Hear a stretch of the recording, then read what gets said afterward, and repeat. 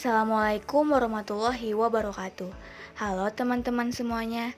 Pada video pembelajaran ini, kami akan membahas kasus mengenai kekuasaan dan politik untuk memenuhi tugas pada mata kuliah Perilaku Organisasi dengan dosen pengampu Ibu Nur Astrisari, SEMAK KSIE.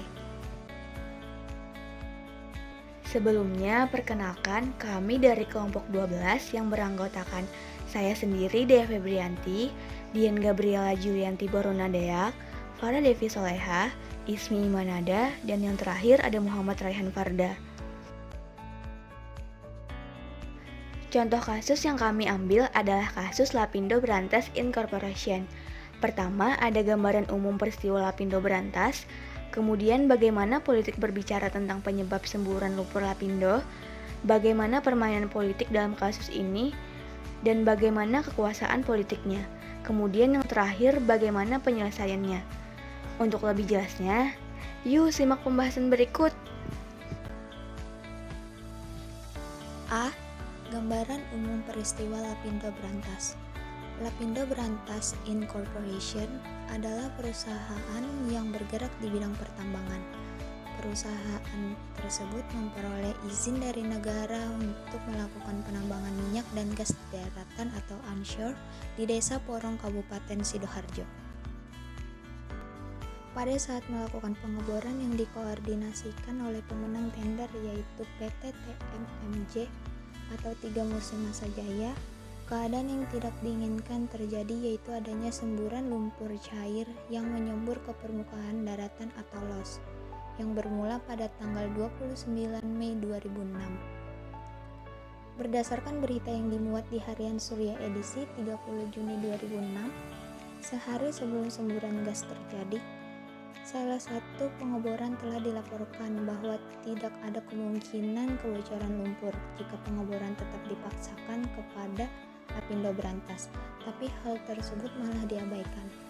Kejadian ini menimbulkan banyak kerugian dan protes dari masyarakat yang terkena dampak semburan lumpur.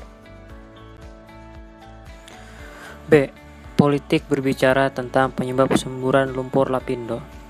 Dua pendapat mengenai penyebab keluarnya semburan lumpur Lapindo yaitu yang pertama, menyebutkan penyebab keluarnya semburan lumpur Lapindo ini hanyalah efek dari adanya gempa. Dan yang kedua, mengatakan bahwa penyebab keluarnya semburan lumpur Lapindo ini adalah salah satu kelalaian dari pihak pengebor tambang yaitu PT Lapindo Brantas. B. Politik berbicara tentang penyebab semburan lumpur Lapindo. Semburan lumpur dimungkinkan hanya jika efek gempa yang sampai dipotong dan sekitarnya mencapai 6 skala Richter.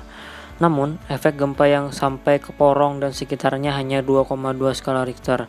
Artinya, semburan lumpur yang terjadi di Sidoarjo bukan karena efek gempa, melainkan karena kelalaian operator PT Lapindo Brantas.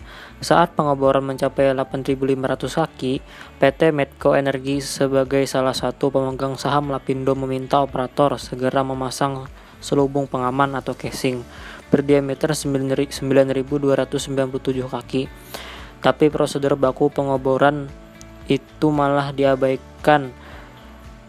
Sabtu 27 Mei 2006 pagi, Lapindo mengaku kehilangan lumpur atau loss. Saat itulah terjadi letupan gas atau well kick. Dari informasi batuan menekan alat pengebor sehingga lumpur naik ke atas. Gas menekan ke samping dan akhirnya keluar ke permukaan melalui rawa.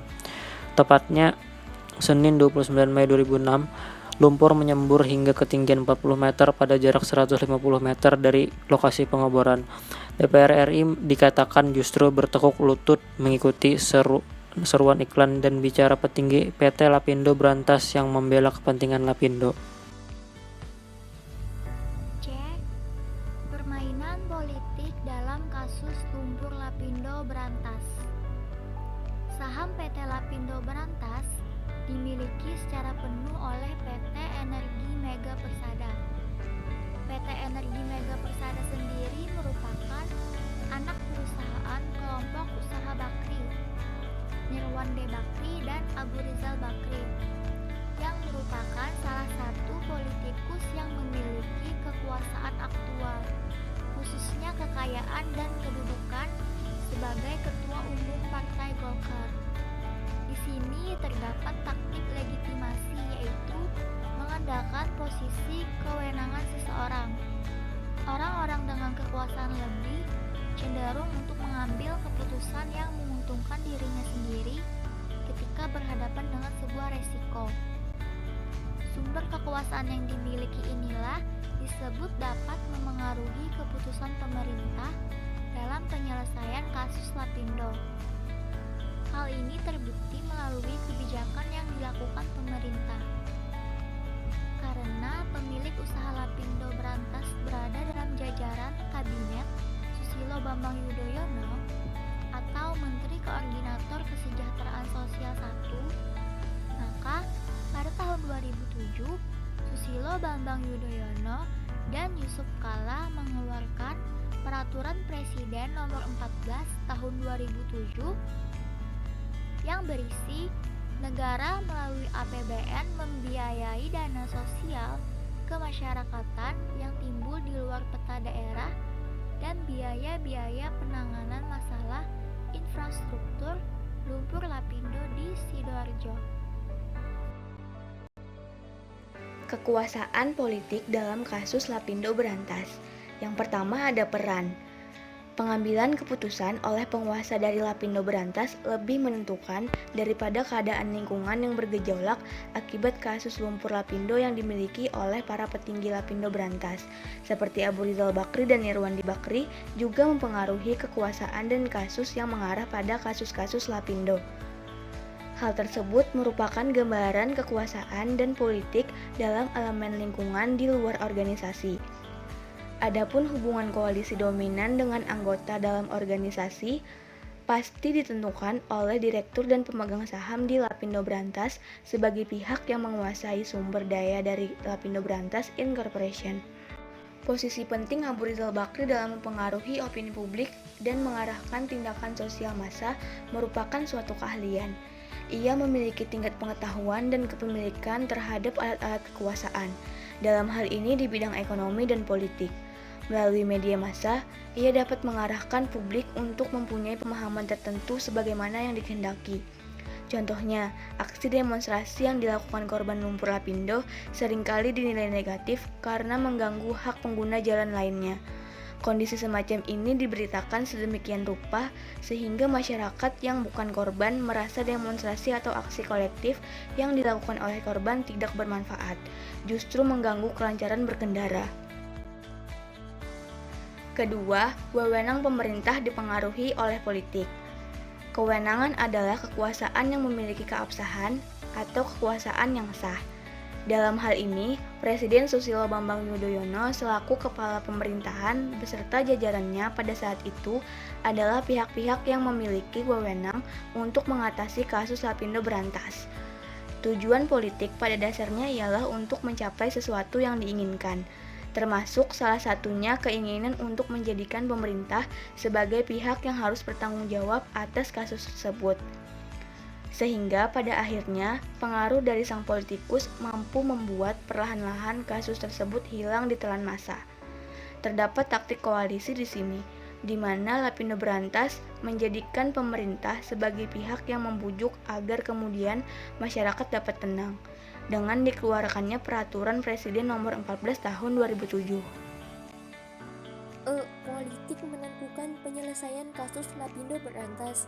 Berbagai usaha, tuntutan masyarakat, dan upaya hukum akan penyelesaian kasus Lapindo Brantas banyak dilakukan. Di antaranya, warga mengajukan gugatan ke Pengadilan Negeri Sidoarjo. Warga menggugat Badan Penanggulangan Lumpur Sidoarjo, Bupati Sidoarjo, dan P2T. Tuntutan tersebut agar tergugat membuka hasil penaksiran tim appraisal. Namun, hakim menolak gugatan itu dan memenangkan pihak tergugat. Warga pun akhirnya menempuh upaya hukum banding ke Pengadilan Tinggi Jawa Timur. Namun, hakim tidak mengeluarkan putusan terkait masalah gugatan masyarakat. Hal ini membuat masyarakat, khususnya para korban Lapindo, kecewa. 5 tahun setelah kejadian Lapindo pun aksi demonstrasi terus dilakukan dari para korban, namun belum juga terlihat hasilnya. Penyelesaian kasus Lapindo yang terjadi tidak terlepas dari skema politik. DPR membentuk tim pengawas penanganan dampak semburan lumpur Lapindo. Mereka menyatakan bahwa semburan lumpur panas di Sidoarjo adalah bencana alam dan tidak ada kaitannya dengan kegiatan manusia. Anggota tim pengawas itu mengaku memberikan laporan berdasarkan hal-hal yang telah menjadi fakta. Laporan tim pengawas itu sekilas terkesan ilmiah, tapi anehnya laporan tersebut sama persis dengan opini publik yang sedang digalang melalui iklan berbentuk advertorial oleh PT Minerak Lapindo Jaya di berbagai media massa. Dalam iklannya, perusahaan itu meminjam pernyataan beberapa pakar yang mengatakan bahwa semburan lumpur panas di Sidoarjo adalah bencana alam.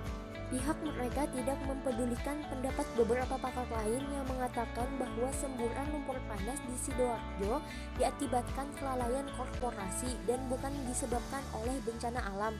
Suara mereka seperti tertelan bumi akibat pernyataan anggota DPR RI dan serbuan iklan advertorial Lapindo.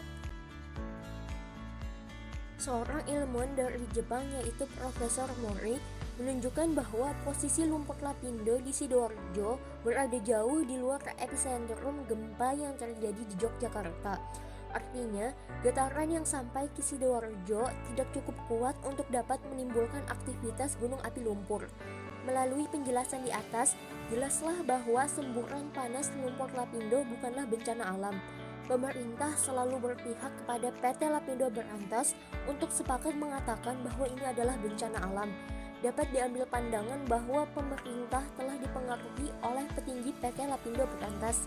Inilah yang disebut pengaruh kekuasaan politik sangat memengaruhi dalam mengambil kebijakan. Kedalaman pengaruh kekuasaan para petinggi PT Lapindo Berantas telah memengaruhi para pemegang kekuasaan negeri ini, khususnya dalam memengaruhi persepsi dan sikap. Nah, itu tadi penjabaran dari kelompok kami. Apabila ada pengucapan dan penulisan yang salah, mohon dimaafkan. Dan untuk yang sudah menonton video ini, kami ucapkan terima kasih. Semoga video pembelajaran ini dapat bermanfaat untuk kita semua. Wassalamualaikum warahmatullahi wabarakatuh.